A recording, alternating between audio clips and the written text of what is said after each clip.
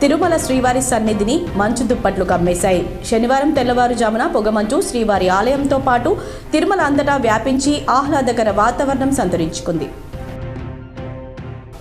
ఆర్మూర్ పట్టణంలోని బస్టాండ్లో వాసు అనే వ్యక్తి ఆందోళన చేశారు. ఆర్టీసీ బస్సుల్లో మగవారికి కూడా ఉచితంగా ప్రయాణం కల్పించాలని ఆవేదన వ్యక్తం చేశారు.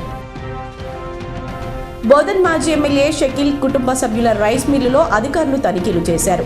70 కోట్ల రూపాయల విలువైన సీఎంఆర్ ధాన్యం మాయమైనట్లు గుర్తించారు.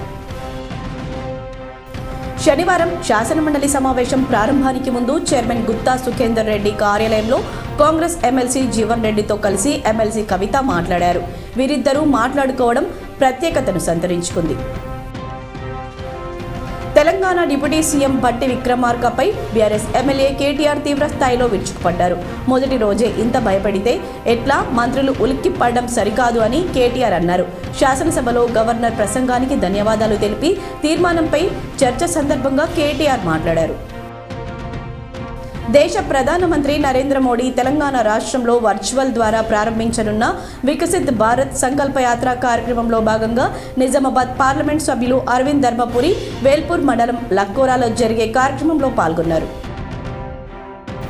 రుద్రూర్ మండలంలోని రానంపల్లి గ్రామంలో శ్రీ దక్షిణముఖ సంజీవని శ్రీ ఆంజనేయ స్వామి విగ్రహ ప్రతిష్టాపన కార్యక్రమానికి గ్రామంలో నూతనంగా నిర్మించిన హనుమాన్ మందిర పనులు శరవేగంగా జరుగుతున్నాయి.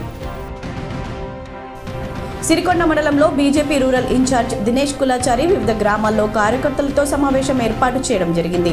ఈ సందర్భంగా ఆయన మాట్లాడుతూ, పరిష్కరించే గొంతుగా నిలబడతారు అనుకున్న ప్రజలు ప్రశ్నించే గొంతుగా నిలబెట్టిన ప్రజలకు రుణపడి ఉంటానని అన్నారు.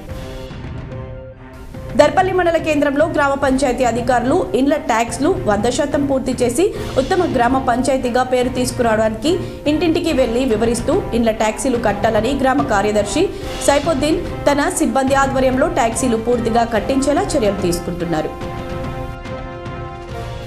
బూత్ లెవెల్ అధికారుల వద్ద సమగ్ర సమాచారం ఉండే విధంగా చూడాలని జిల్లా కలెక్టర్ జితేష్ వి పాటిల్ అన్నారు.